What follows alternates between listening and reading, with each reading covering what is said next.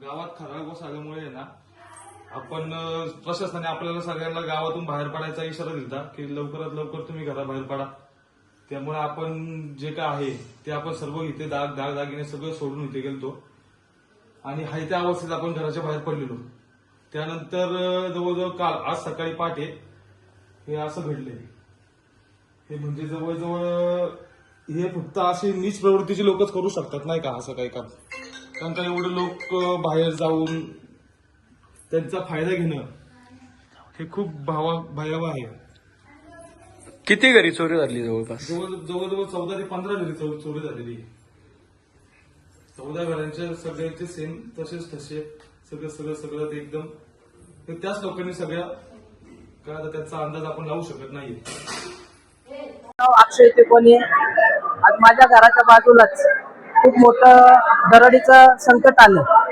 पहाटे 4च्या सुमारास ती दरड कोसळली। त्यानंतर आम्हाला आजूबाजूच्या लोकांनी सर्वांनी आम्हाला आमच्या घराच्या बाजूला येऊन सांगितलं, दरवाजे ठोठावले असं झाले। त्यानंतर आम्ही सर्वजण तिकडे धाव घेतली। धाव घेतल्यानंतर माझ्या स्वतःच्या घराच्या वरती पण दरड येऊन थांबली आणि आम्ही आमच्या प्रत्यक्ष डोळ्यांनी पाहिले तर आमची इतकी दुरावस्था झाली। दुरावस्था झाल्यानंतर प्रशासनाने आम्हाला सांगण्यात आलं की तुम्ही आज या ठिकाणी राहू शकत नाही, तुम्ही तुमचं सर्व कुटुंब घेऊन तुम्ही बाहेर स्थलांतर व्हा। स्थलांतर झालो, आम्ही आमच्या पाहुण्यांच्या घरी गेलो। आज वैयक्तिक माझ्या घरात 10 ते 15 लोक आहेत। आज आम्ही गेले 4 दिवस झाले आम्ही पाहुण्यांच्या घरी राहिलोय, पण कुठल्याही प्रशासनाने आम्हाला विचारलं नाही की तुम्ही कुठं राहताय, तुमची खाण्याची व्यवस्था काय, तुमची राहण्याची व्यवस्था काय। आम्ही पाहुण्यांच्या घरी किती दिवस राहणार? आज एक किंवा दोन व्यक्ती असल्यानंतर समोरचा व्यक्ती आपल्याला ठेवू शकतो किंवा त्यांच्या घरी राहू शकतो, पण आज माझ्या कुटुंबात 10 ते 15 लोक आहेत। आम्ही त्यांच्या घरी आज ते गेले 4 दिवस झाले आमचे जे पाहुण्यांच्या घरी ते आमचे खायची प्यायची व्यवस्था करतात, पण प्रशासनाकडून कुठल्याही प्रकारचा आम्हाला मदतीचा हात भेटला नाही। आमच्यापर्यंत स्थानिक लेवलला कुठलाही अधिकारी आला नाही, कुठलाही पुढारी आला नाही, कुठलं प्रशासन पण आलं नाही। ज्या दिवशी आम्हाला फक्त एवढंच सांगितलं, जी घटना ज्या दिवशी घडली 6 तारखेला घडली, संपर्क करण्यासाठी वेळ भेटलाच नाही, कारण आम्हाला सांगितलं तुम्ही गावात येऊच नका, कारण की माझ्या घराच्या वरती पूर्ण तो ढिगारा येऊन थांबलाय। तो येण्याची कधी पण पाऊस वाढतोय, तो येण्याची कधी पण शक्यता आहे। आम्ही आमच्या घरात थांबत पण नाहीये। आणि त्यानंतर परत सकाळी परत फोन आला की गावात दरोडा पडलाय, घरं फोडली।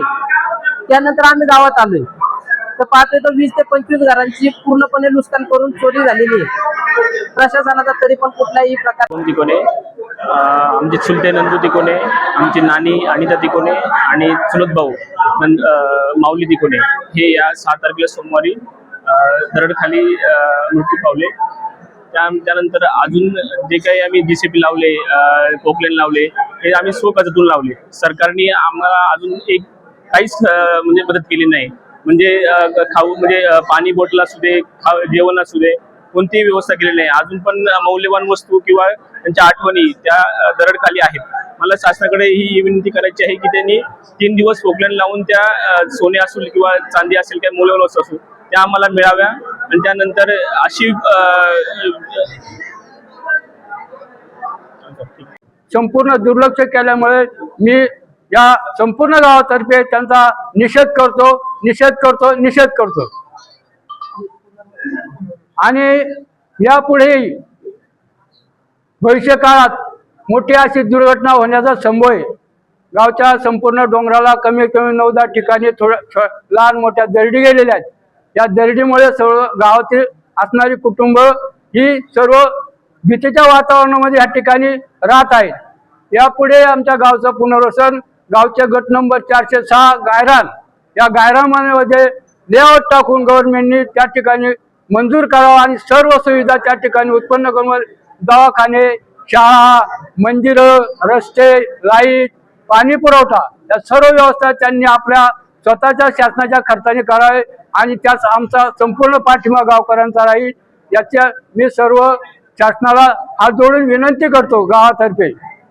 काय सांगाल पाटण गावामध्ये जी घटना घडली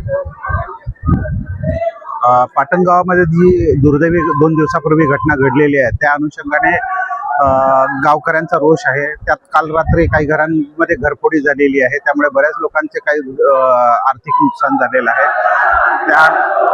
त्या अनुषंगाने गावकऱ्यांचा असंतोष आहे. आम्ही त्यांच्याशी चर्चा करतो आहे. त्यांच्या ज्या काही मागण्या आहेत त्या शासनापर्यंत पोहोचवत आहे. त्यांच्या मागणी आहे की प्रशासनाकडून आम्हाला आपत्तीच्या वेळी योग्य ते प्रतिसाद मिळालेला नाही किंवा मदत मिळालेली नाही आणि गावाचं पुनर्वसन ते शक्य तितक्या लवकर करून देण्यात यावं अशा या मागण्या आहेत. त्यांच्या या व इतर मागण्या ज्या आहेत त्यांच्या संदर्भात आम्ही शासनाला त्यांच्या मागण्या पोहोचवत आहोत. तुर्तास आता बघणं सुरू आहे. जेवढे घर झालेले आहेत त्यांच्या जानमालाचे किती नुकसान झालेलं आहे ते फिर्याद घेणं सुरू आहे.